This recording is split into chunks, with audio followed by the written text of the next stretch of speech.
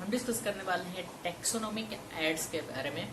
लेकिन उससे पहले हम थोड़ा क्लासिफिकेशन कर लेते हैं। कुछ कॉमन ऑर्गेनिजम्स हैं तो उनको क्लासिफिकेशन करने के बाद हम पढ़ेंगे टेक्सोनोमिक एड्स।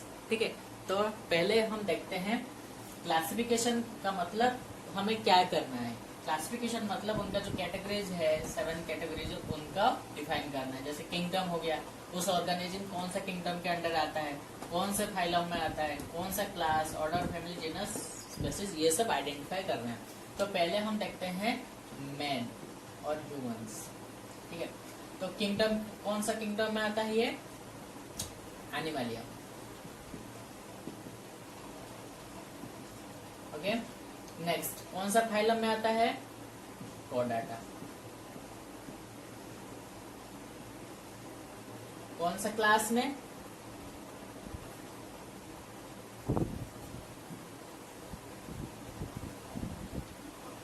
तो पहले हम क्लासिफाई करेंगे मैन।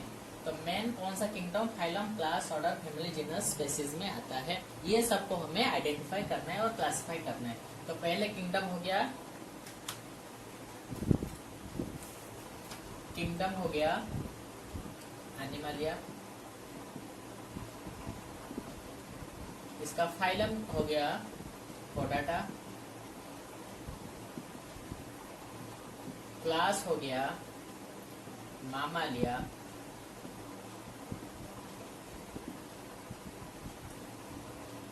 और ऑर्डर हो गया प्राइमेट्स।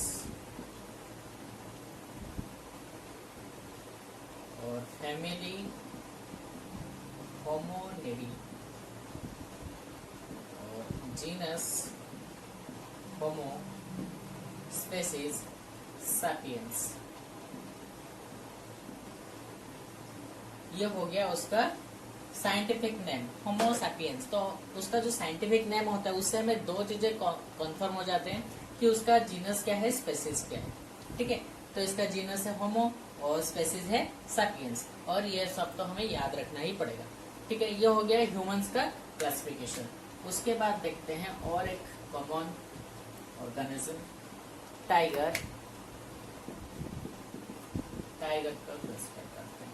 किंगडम एनिमलिया, एनिमल से एनिमलिया में आया। Next phylum Chordata.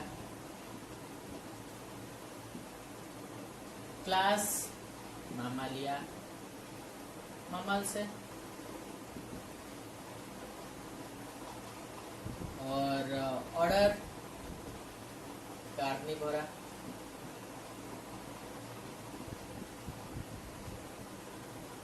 और फैमिली हो गया फेलिडी। और जीनस हो गया Panthera. And species Tigris. Panthera Tigris हो गया इसका साइंटिफिक नेम। ठीक है, और एक देखते हैं, समझ में आ गया है। एनिमल्स है, एनिमलिया में आया। वर्टिब्रेट एनिमलिया में आया। कॉर्डाटा हो गया mammalia, carnivora, felidae, panthera and tigris. ठीक है, जीनस नेम, स्पेसीज समझ में आया। उसके बाद और एक ऑर्गेनिज्म देखते हैं,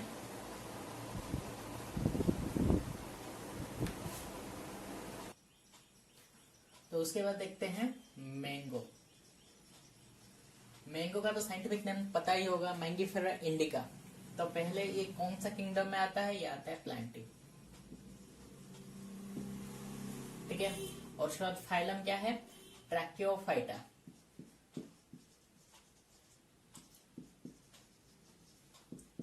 ट्रैकियोफाइटा। उसके बाद क्लास मैग्नोलियोप्सिडा। मैग्नोलियोप्सिडा।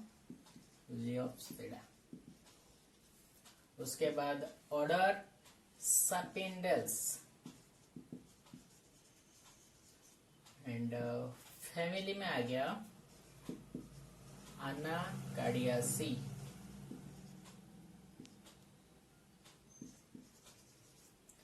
और जीनस पता ही होगा मैंगीफेरा। And species indica. हो गया, ये हो गया मैंगो का क्लासिफिकेशन। ठीक है, सॉरी,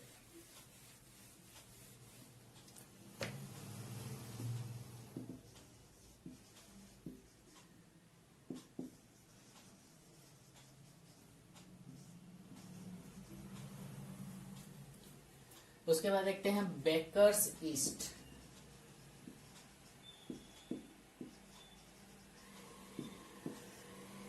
बेकर्स ईस्ट, तो ये इसका क्लासिफाई करते हैं। तो पहले ये कौन सा किंगडम में आता है? तो ये जो ईस्ट है, बेकर्स ईस्ट, ये आता है कौन से किंगडम में? किंगडम फंगी में आता है। Okay, next phylum is eumycota. Next class is hemiascomycetes. Hemiascomycetes. Next order is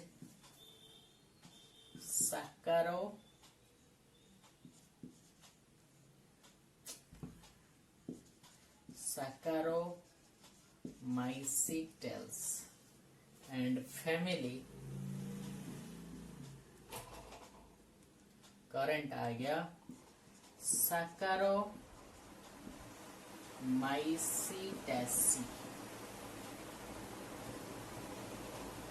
Saccharomycetaceae and genus हो गया Saccharomyces।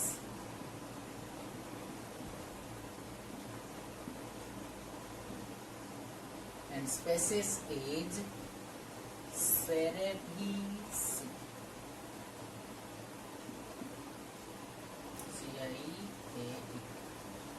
Saccharomyces cerevisiae।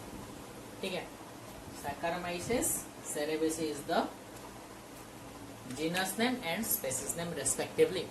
So एक ऑर्गेनिज्म का साइंटिफिक नेम याद कैसे रहे? देखो, हम डेली लाइफ में बहुत सारे ऑर्गेनिज्म देखते हैं, लेकिन उन सब का नाम हमें याद रहता है क्योंकि हम उसको डेली लाइफ में यूज करते हैं। तो ऐसे तुम क्या करोगे, अगर तुम कोई भी ऑर्गेनिज्म का नाम, उसको नाम लेने कैसे लो? साइंटिफिक नेम से लो, तो उसका साइंटिफिक नेम तुम्हें याद रह जाएगा। इसलिए तुम जो भी डेली लाइफ में कुछ ऑर्गेनिज्म देखते हो तो उसका साइंटिफिक नेम एक पेपर में लिख कर रखो, नोट डाउन करो और उसको डेली लाइफ में यूज करो। जब भी तुम उसका नाम लेते हो तो उसका साइंटिफिक नेम यूज करो, तब तुम्हें सबका साइंटिफिक नेम याद रह जाएगा।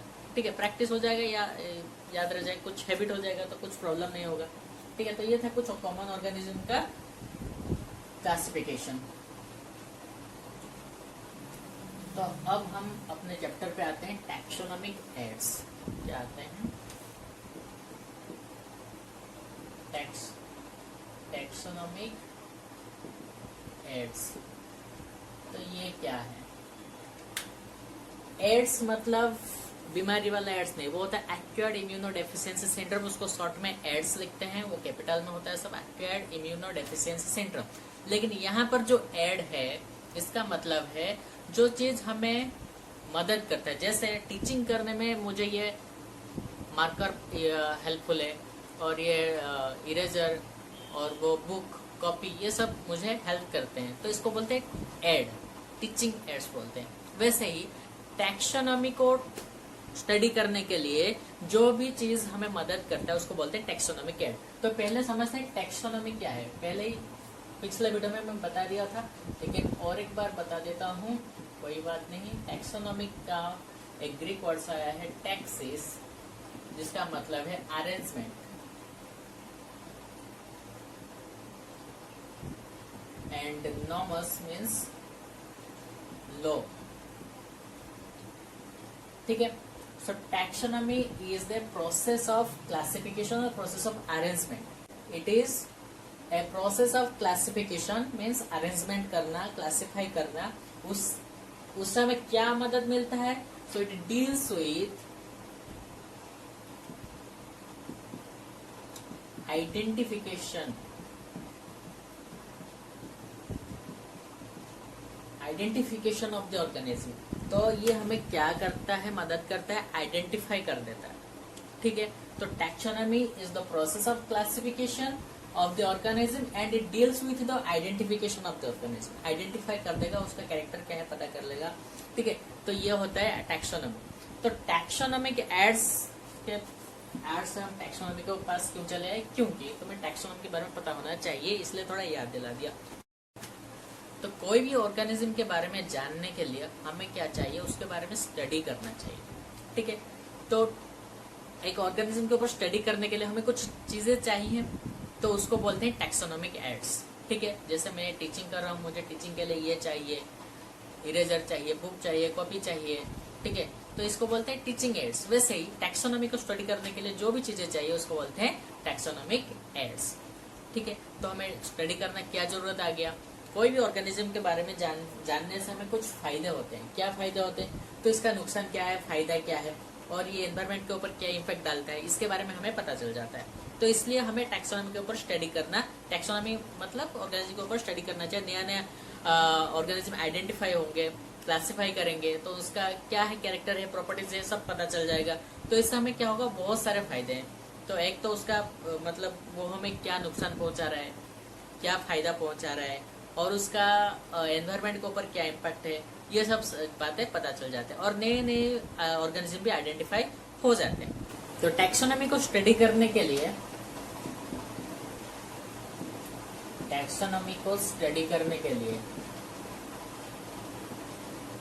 हमें क्या चाहिए, टैक्सोनॉमिक एड्स चाहिए। क्या चाहिए, टैक्सोनॉमिक एड्स चाहिए। टैक्सोनॉमिक स्टडी से हमें क्या फायदा होगा, हम एग्रीकल्चर में फायदा होता है, हमें पब्लिक हेल्थ में फायदा होता है, एनवायरमेंट बायोलॉजी स्टडी करने में भी फायदा होता है।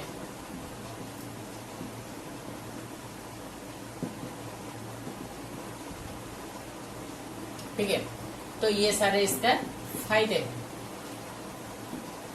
कैसे, अगर हम स्टडी करेंगे, टैक्सोनॉमिक स्टडी, कोई भी ऑर्गेनिज्म के ऊपर हम स्टडी कर रहे हैं, ठीक है, तो उसका एग्रीकल्चर में क्या इम्प्लीकेशंस मतलब यूजेस हैं, यूज कर सकते हैं कि नहीं कर सकते उसको, या हटाना है।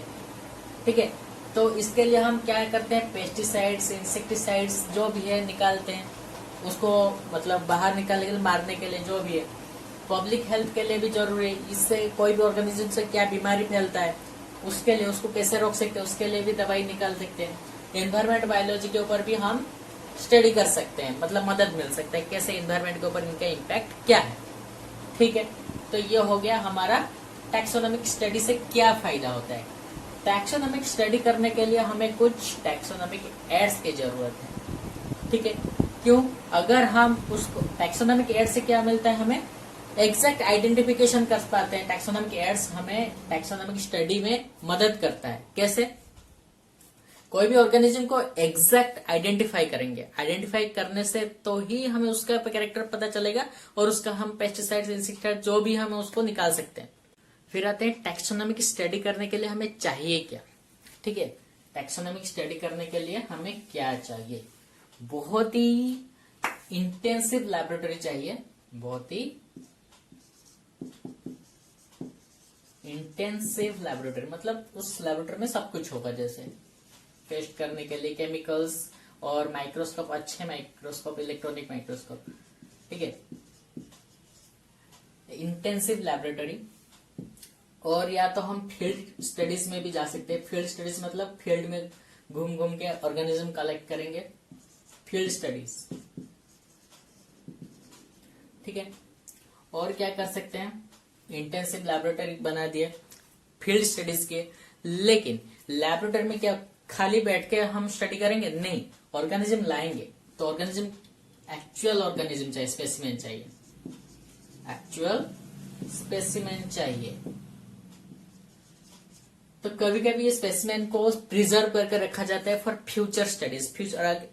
सोचो कि अभी हमने अच्छी तरह से स्टडी नहीं कर पाए, अच्छा नहीं है हमारे पास इंस्ट्रूमेंट नहीं है, तो हम उसको फ्यूचर में स्टडी करने के लिए प्रिजर्व करके रख सकते हैं।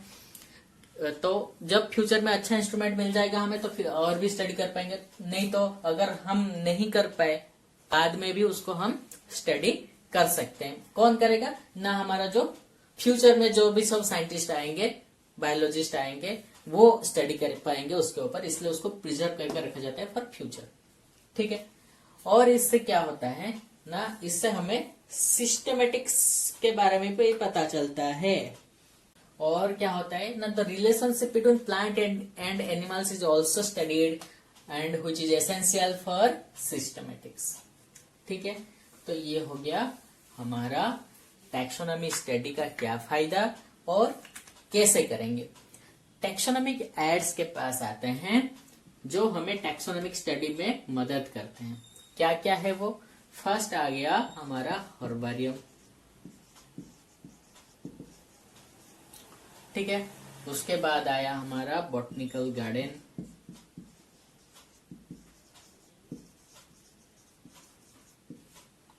जूलॉजिकल पार्क्स,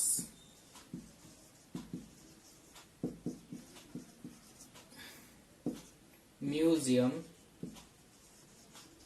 ये जो सब होते हैं टैक्सोनॉमिक एड्स होते हैं। इसके बारे में हम एक एक करके डिस्कस करने वाले हैं।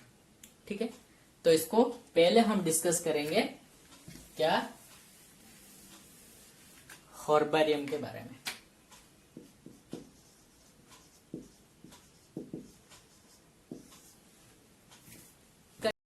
तो टैक्सोनॉमिक स्टडीज के बारे में तो हमने अभी पढ़ लिया, टैक्सोनॉमी के एड्स क्या है, टैक्सोनॉमिक स्टडीज क्यों करते हैं। अब हम डिस्कस करेंगे हर्बारियम के बारे में। हर्बारियम होता क्या है पहले ये समझ लो, उसके बाद हम डिस्कस करेंगे ये हर्बारियम क्यों करते हैं, इसका जरूरत क्या है और कैसे करते हैं। ठीक है। तो हर्बारियम क्या है ना, एक स्टोर हाउस है। Herbarium is a store house. क्या है हर्बारियम, एक घर है। स्टोर किया जाता है यहाँ पर, क्या स्टोर किया जाता है ना, प्लांट स्पेसिमेन। प्लांट स्पेसिमेन को स्टोर किया जाता है। कैसे स्टोर करते हैं, क्या उखाड़ के लाके रख देते हैं, नहीं। प्लांट स्पेसिमेन को स्टोर किया जाता है, पहले उसको सुखाते हैं, ड्राइड, पहले उसको ड्राई करते हैं, उसके बाद उसको प्रेस करते हैं एंड देन प्रिजर्व करते हैं। समझ में आया। तो ड्राई, प्रेस एंड प्रिजर्व कैसे करते हैं, इसको एक पेपर के ऊपर करते हैं और उस पेपर को उस स्टोर हाउस में प्रिजर्व करके रखते हैं। ठीक है। सोचो कि ये एक पेपर है, इस पेपर के ऊपर मैंने एक प्लांट, कोई भी एक प्लांट लाओ, उसको यहाँ पर ऐसे सुखा के, यहाँ पर फूल है, पत्ते हैं, इसको यहाँ पर मैंने सुखा दिया, सुखा के प्रेस कर दिया, प्रेस करके उसको यहाँ पर प्रिजर्व कर, मतलब यहाँ पर लगा दिया, लगा के उसको रूम के अंदर रख दिया। तो ऐसे रखने से क्या खराब हो जाएगा, तो इसको कैसे हम प्रिजर्व करेंगे वो तो हम बाद में पढ़ेंगे। तो पहले समझ लो क्या है हर्बारियम। क्या है herbarium, is store house where plant specimen where preserve on a paper. ठीक है। और उसको फिर तो ऐसे ही क्या रख लेंगे, कोई भी प्लांट स्पेसिमेन को लाके कैसे भी रख लेंगे, इधर उधर किधर भी रख लेंगे, नहीं, ऐसे नहीं रखते हैं। उसको ऑर्गेनाइज करते हैं, एक क्लासिफिकेशन सिस्टम है, इंडिया में करते हैं Bentham and Hooker system of classification. Bentham and Hooker, ये कौन है, ये दोनों इंग्लिश बॉटनिस्ट हैं जिन्होंने ये जिनके नाम पर ये सिस्टम का नाम रखा गया है। तो इस सिस्टम में क्या करते हैं ज्यादा नहीं बताऊंगा, थोड़ा सा ही। इसमें इस सिस्टम में क्या होता है, जो प्लांट स्पेसिमेन का होता है उनका जो इम्पोर्टेंट कैरेक्टर है उनके बेसिस पर उनको क्लासिफिकेशन किया जाता है। समझ में आया। उनके बेसिस पर उनको प्लांट स्पेसिमेन के कैरेक्टर के ऊपर बेस्ड होता है इनका जो क्लासिफिकेशन, जिसको बोलते हैं बेंथम एंड हुकर सिस्टम। ये वाइडली एक्सेप्टेड है और इंडिया में इसी सिस्टम में ही अरेंजमेंट करते हैं। समझ में आया।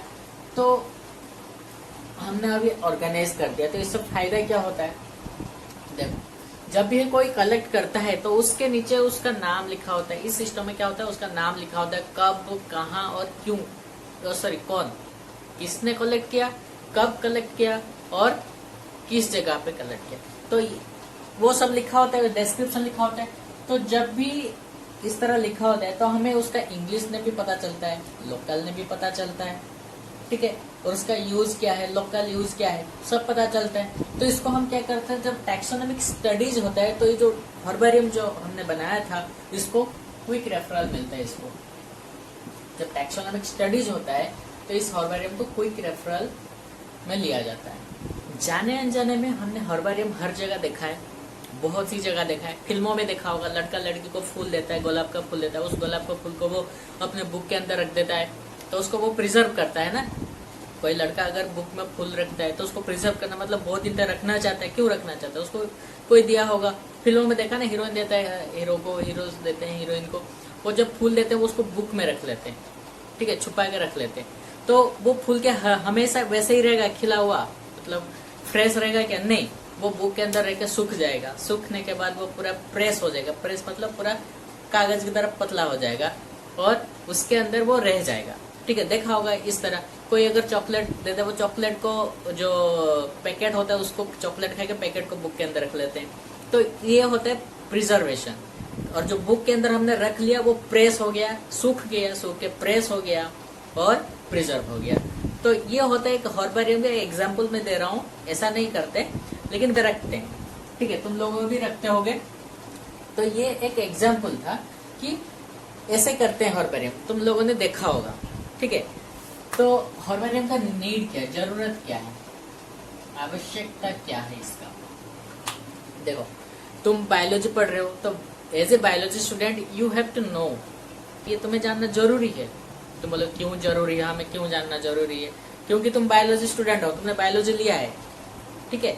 तो as a biology student you have to know what is happening around you. तो जानने के लिए तो हम घर बैठे ऐसे नहीं जान सकते ना, तो हमें बाहर जाना पड़ेगा, फील्ड ट्रिप करना पड़ेगा, ठीक है।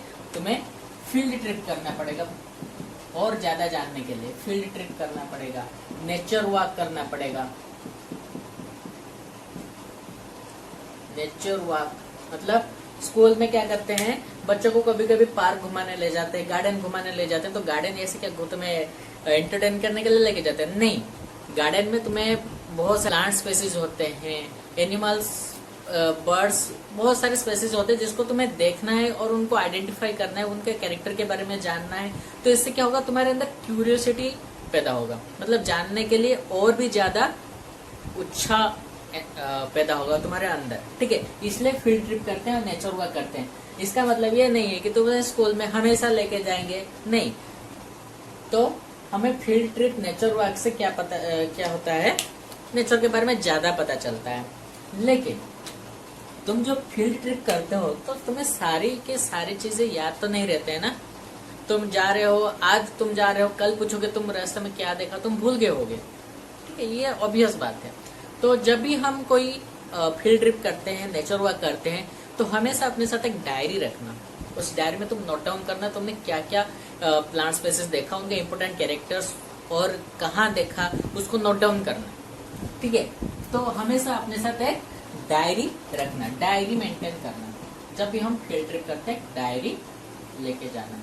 तो क्योंकि हम हर दिन तो बाहर घूमने नहीं जाएंगे फील्ड ट्रिप में कि plant collection, plant specimen collect करना है, हर दिन तो नहीं जाएंगे ना। तो पेरेंट्स बोलेंगे कि बच्चों को पढ़ने भेज रहे हैं तो टीचर उनको घुमाने लेके जा रहे हैं गार्डन में, ठीक है। तो ये सब प्रॉब्लम हो जाएगा। इसलिए क्या करते हैं, कुछ प्लांट स्पेसीज को हम लेके आके प्रिजर्व करके रख लेते हैं फॉर फ्यूचर यूज, प्रिजर्व करके रखते हैं, ठीक है, फॉर फ्यूचर यूज। फ्यूचर में उसको बारे में जानने के लिए, ज्यादा जानने के लिए हम उसको प्रिजर्व करके रखते हैं, जिसको हम बोलते हैं हर्बेरियम। समझ में आया इसका जरूरत क्यों है? समझ में आ गया होगा क्यों इसका जरूरत है। तो क्योंकि हम बाहर फील्ड में हमेशा नहीं जा सकते, कुछ प्लांट स्पेसीज को हम प्रिजर्व करके रखते हैं, उस मेथड को जिस तरह प्रिजर्व कर रखते हैं उसको बोलते हैं हर्बेरियम। समझ में आ गया। अब हर्बेरियम कैसे करते हैं, how to prepare a herbarium. देखो, तुम बच्चों को जो भी बोला था तुम कुछ ज्यादा ही समझ लेते हो। एक बार मैं जो क्वाड्रेट मेथड पढ़ा रहा था क्लास में, तो एक बच्चा बोलता है सर अगर क्वाड्रेट में एक नारियल का पेड़ आ गया, अब एक क्वाड्रेट तो साइज इतना छोटा है, उसके अंदर नारियल का पेड़ कैसे आएगा, ठीक है। तो कुछ ज्यादा ही समझ लेते हैं, तो इसलिए अच्छे तरह से समझो। तो एक एक स्टेप बोल रहा हूँ, याद रखना। फर्स्ट हमें कलेक्ट करना है, ठीक है, कलेक्ट करना है प्लांट स्पेसिमेन को। उसके बाद हमें उसको सुखाना है, ड्राई करना है, ठीक है। उसके बाद उसको प्रेस करना है एंड उसके बाद उसको हमें माउंट करना है, ठीक है। इसमें और भी कुछ थोड़ा थोड़ा काम है, उसको मैं डिस्कस करूंगा। तो फर्स्ट आता है कलेक्शन। तो जिस प्लांट स्पेसिमेन को भी तुम करना चाहो प्रिजर्व, तो उसको पहले कलेक्ट करना पड़ेगा। तुम जाओगे वाइल्ड में, मतलब बाहर जाओगे फील्ड में। ऐसा नहीं कि गार्डन में जाके कोई भी एक नेचर वो हमने खुद लगाया, नहीं, हमें ऐसा प्लांट करना पड़ेगा जो अपने खुद अपने हैबिटेट में हुआ, खुद हुआ हो नेचर से, ठीक है। तो ऐसा जाओ, पहले फील्ड में जाओ और वहां पर क्या करो, एक प्लांट स्पेसिमेन कलेक्ट करके लाओ। ऐसा नहीं कि पूरा प्लांट को उखाड़ के ले आना है, नहीं, ऐसा नहीं करना है। जितना चाहिए छोटा सा साइज उतना ही लाए। कभी कभी रूट भी होता है, कभी कभी रूट नहीं होता है, ठीक है। तो ऐसा नहीं कि इतना बड़ा प्लांट है पूरा पेड़ को उखाड़ के लेके आके प्रिजर्व करो, नहीं। बोला था ना ज्यादा समझ में आता है, इसलिए नहीं बोल रहा हूँ कि जितना भी चाहिए उतना ही हमें इतना साइज का प्लांट प्रिजर्व करना है, ठीक है। तो इतना ही हमें लाना है प्लांट स्पेसिमेन। तुम लाओगे इतना बड़ा बड़ा करके, नहीं, पूरा प्लांट नहीं उखाड़ना है। एथिकल वे में क्या करना है, हमें प्लांट स्पेसिस कलेक्ट करना है एथिकल वेज में। तो पहले कलेक्ट करो प्लांट स्पेसिमेन इन एथिकल वे। गार्डन से ऑर्नामेंटल प्लांट्स नहीं लाना है, वाइल्ड प्लांट्स लाने। वाइल्ड प्लांट मतलब जो दिखते नहीं, ज्यादातर नॉर्मली हमें दिखते नहीं जो प्लांट्स, उसको लाना है, ठीक है। तो उसको लाके क्या करेंगे, उसको सुखाएंगे। तो अच्छा, तो कलेक्ट करेंगे कैसे, कोई भी एक प्लास्टिक बैग ले जाओ, पॉलीथीन बैग्स या कांच का बोतल जहाँ पे एयर टाइट हो सकता है, मतलब हवा अंदर नहीं जा सकती, तो ले आए। मॉइस्चर कंटेंट उसके अंदर बना रहे जैसे, उसको लेके आए। तो प्लास्टिक बैग में लेके आते हैं, पॉलीथीन बैग्स में भी लेके आ सकते हैं, प्लास्टिक और पॉलीथीन बैग्स इसमें लेके आए। उसको क्या किया, सुखाए। कैसे सुखाना है, पेपर में। एक पेपर लाओ, पेपर के ऊपर प्लांट स्पेसिमेन का रख दो, ऐसे रखने के बाद और एक पेपर लाओ, उसके ऊपर दे दो और उसको दबा दो, प्रेस कर दो, ठीक है। तो यहाँ पर प्रेस आता है थोड़ा, प्रेस। तो ऐसा नहीं है कि प्लांट स्पेसिमेन को ऐसा कि पेपर में ऐसे करके मोड़ दो, नहीं, हमें प्रेस करना है क्योंकि हमें उसको ड्राई करना है। प्रेस क्यों करना है, क्योंकि हमें उसको ड्राई करना है, सुखाना है। क्यों सुखाते हैं, जब प्लांट स्पेसिस को लाते हैं, स्पेसिमेन को लाते हैं, उसमें मॉइस्चर कंटेंट होता है, जिसके वजह से अगर हम उसी तरह हम उसको प्रिजर्व कर देंगे तो उसमें क्या होगा, वो वेस्ट हो जाएगा। कैसे, फंगस के वजह से, बैक्टीरिया के वजह से, कुछ भी इंसेक्ट्स होते हैं, तो जिसकी वजह से वो क्या होगा, खराब हो जाएगा। तो इसलिए उसको मॉइस्चर कंटेंट को निकालने के लिए हम क्या करते हैं, पेपर में उसके ऊपर प्रेस करते हैं। तो पेपर में कैसे रखना है प्लांट को, ऐसे रखो जैसे उसका सारा पार्ट वो एक्सपोज हो सके, आराम से एक्सपोज होगा, पूरी तरह से एक्सपोज हो जाएगा, ठीक है। जो भी प्लांट का पार्ट तुम्हें चाहिए, मतलब दिखाना चाहते हो, उस तरह उसको रख दो, ठीक है। रख दिया, रखने के बाद इसको एक पेपर के ऊपर इसको रख दो और इसके ऊपर दूसरा पेपर रख दो। रखने के बाद उसको प्रेस करो। प्रेस करने से क्या होगा, उसका जो मॉइस्चर कंटेंट होगा ये निकल जाएगा, मतलब पेपर ऑब्जर्व कर लेगा। पेपर, न्यूज पेपर हो या ब्लॉटिंग पेपर हो, कोई भी पेपर यूज कर सकते हो, मतलब न्यूज पेपर और ब्लॉटिंग पेपर। न्यूज पेपर और ब्लॉटिंग पेपर क्या कर सकते हैं, ज्यादा मॉइस्चर कंटेंट ऑब्जर्व कर सकते हैं। हमने इसको प्रेस किया और 2-3 दिन में क्या करते हैं, इसको चेंज करते हैं, पेपर चेंज करते हैं। तो कोई प्लांट होता है 15 दिन 10-15 दिन लग जाते हैं उसको सूखने के लिए, ठीक है। तो हमें एक ही बार में एक ही प्लांट को रखना है, पेपर बार बार 2-3 दिन में चेंज करना पड़ता है। और अगर ऐसा नहीं करना, अल्टरनेट में क्या करना है, प्लांट प्रेस होता है,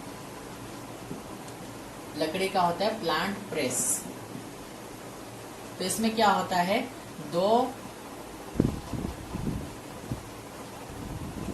वुडन फ्रेम होते हैं, लकड़ी का फ्रेम होता है, जिसके बीच में यहाँ पर पेपर देके हम यहाँ पर प्लांट को रख देते हैं और उसको प्रेस कर देते हैं, ठीक है। तो ये ऐसा भी कर सकते हैं। और प्लांट सूख गया, ठीक है,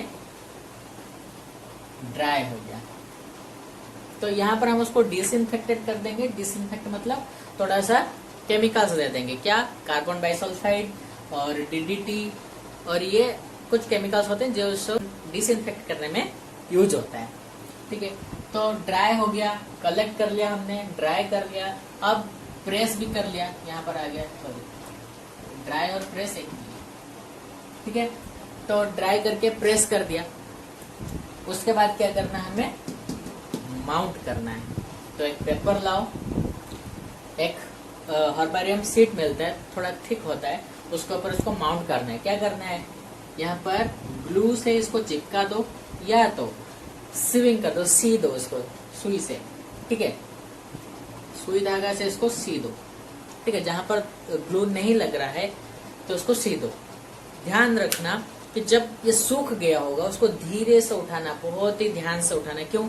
सूख जाने के बाद ये क्या होता है, बहुत ही नरम हो जाता है, मतलब बहुत ही वीक हो जाता है, तो वो टूट जाएगा आसानी से। ये एक दूसरे पत्ते पत्ते सब निकल जाएंगे, तो बहुत ही आराम से उसको उठाना है। ठीक है, उठा के इसको ग्लू से लगाओ या सी दो, कोई भी मेथड यूज करो। जहां पर ग्लू लगाना है लगाओ, जहां पर सीना है सी दो। सी देने के बाद ये चिपक गया। चिपक जाने के बाद यहाँ पर राइट साइड में इसको लेबलिंग करो। क्या करना है, लेबलिंग करना है। इसका बॉटनिकल नेम क्या है लिखना है, ये कौन सा फैमिली का है ये लिखना है, किसने कलेक्ट किया, कहाँ कलेक्ट किया, कब कलेक्ट किया। फर्स्ट का निकला है उसका बॉटनिकल नेम, उसका फैमिली, कौन सा फैमिली से आता है वो, शर्मा फैमिली का या दास फैमिली का, नहीं, प्लांट स्पेस का जो फैमिली होता है वही फैमिली में आता है। और नेम ऑफ द कलेक्टर, किसने कलेक्ट किया, नेम ऑफ कलेक्टर। ठीक है, अच्छा, प्लेस ऑफ कलेक्शन, कहाँ कलेक्ट किया, date of collection,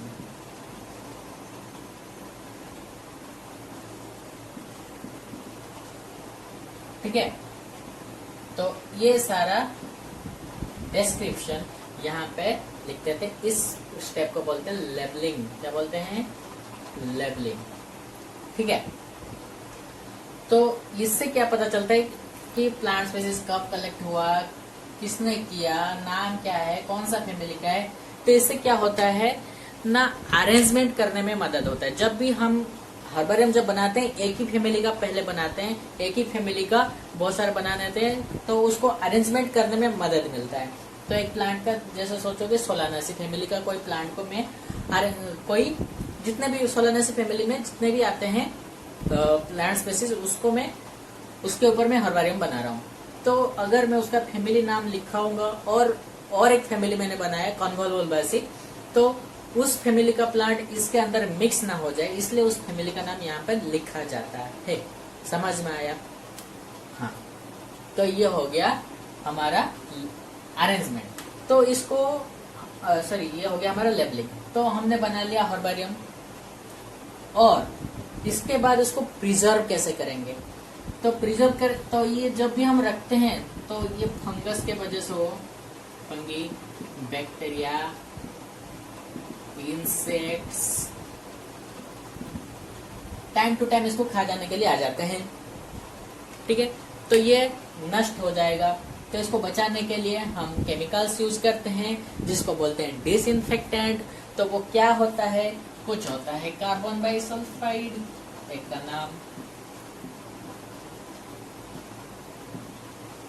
carbon bisulphide, और एक हो गया डीडीटी, गैमेक्सिन, और हो गया एक पीडीबी। ठीक है, ये कुछ कॉमन केमिकल्स होते हैं, डिसइंफेक्टेंट होते हैं, जो यूज होते हैं इनको प्रिजर्व करने के लिए।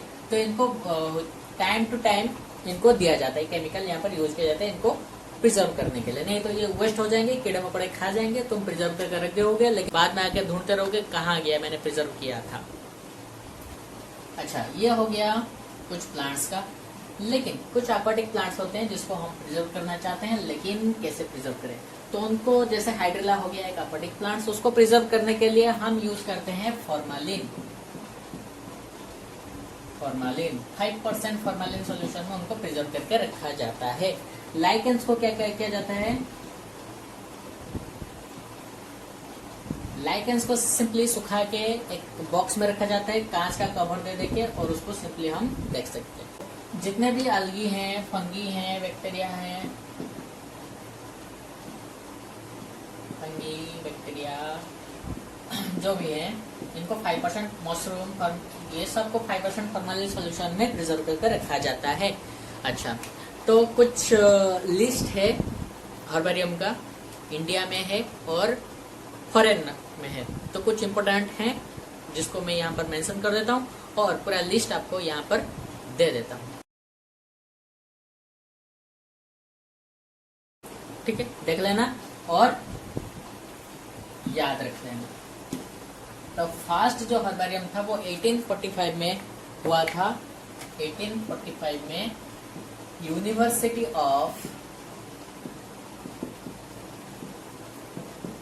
पाडुआ, इटाली। तो यहाँ पर पहला हर्बेरियम बना था 1845 में। ये बात याद रखना इम्पोर्टेंट है, ठीक है। अच्छा, इंडिया के एक इम्पोर्टेंट हर्बेरियम है जिसका नाम है herbarium of Indian botanical garden,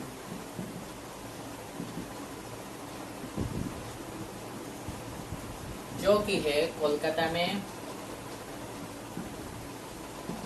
इसमें 25 लाख प्लांट स्पेसिमेन को प्रिजर्व करके रखा गया है। 25 लाख और भी हैं, तो इनको मैं सारा यहाँ पर मेंशन नहीं कर सकता, इसलिए लिस्ट देता हूँ। तो स्क्रीनशॉट मार के या तो याद रख लो, नोट बनाओ यार, नोट बनाओ तभी तो पढ़ाई होगा। नोट नहीं बनाओगे जब तक, तब तक नहीं होगा पढ़ाई।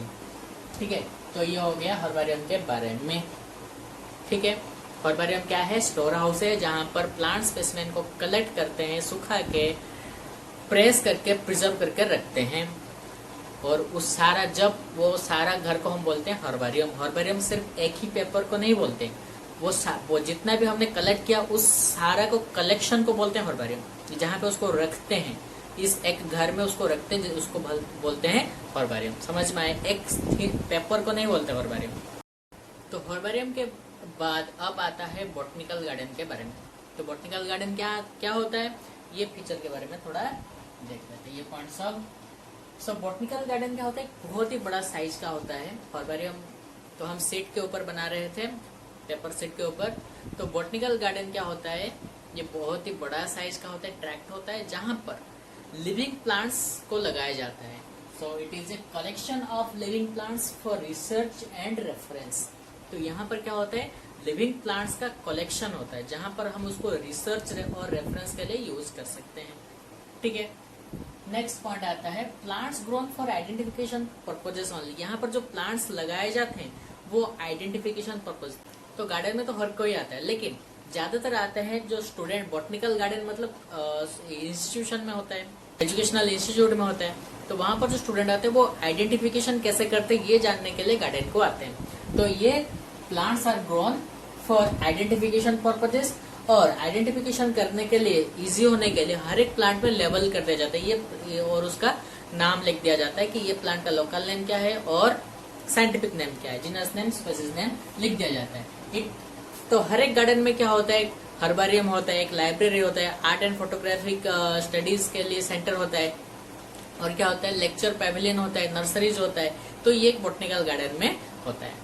बॉटनिकल गार्डन में किस तरह के प्लांट लगाए जाते हैं, डिस्प्ले कैसे किया जाता है, क्या क्या प्लांट्स होते हैं, ये देखते हैं। तो अब देखते हैं बॉटनिकल गार्डन में किस तरह के प्लांट लगाए जाते हैं। कुछ होते हैं, बहुत सारे वेराइटीज होते हैं जो कल्टीवेटेड प्लांट्स हैं जिसको हम लगाते हैं, और जो कुछ होते हैं जो ऑर्नामेंटल प्लांट्स जिसको सजाने के लिए यूज किया जाता है। तो उसको बॉटनिकल गार्डन में लगाया जाता है, जैसे हो गया ऑर्चिड हो गया, डालिया हो गया, फर्न हो गया, और कैक्टस हो गया, पाम हो गया। ये सब कुछ ऑर्नामेंटल प्लांट्स जिसको बॉटनिकल गार्डन में लगाया जाता है। और कुछ ऐसे प्लांट भी लगाए जाते हैं जिसका इकोनॉमिकल वैल्यू बहुत ज्यादा हो, अच्छा हो, एंड कुछ मेडिसिनल वैल्यू वाला प्लांट भी लगाया जाता है। ठीक है, बच्चों को जानना है जरूरी है। तो किस प्लांट, तो हर एक प्लांट में कुछ ना कुछ मेडिसिनल वैल्यू होता है, लेकिन ज्यादातर जिसको हम यूज करते हैं, घर में यूज करते हैं, उस तरह के प्लांट को हम वहां पर ज्यादातर लगाते हैं।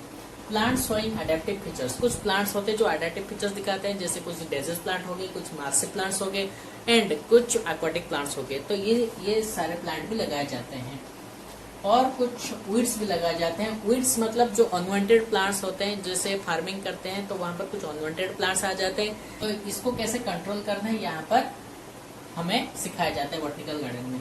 नेटिव फ्लोरा, कुछ प्लांट्स होते हैं जो हमारे लिटरेचर में मतलब बुक में दिया जाता है, और कुछ होता है वो जिस रीजन में वो पढ़ाया जाता है मतलब गार्डन होगा, उस रीजन का कुछ फ्लोरा में जो प्लांट्स होते हैं उसको भी गार्डन में लगाया जाता है।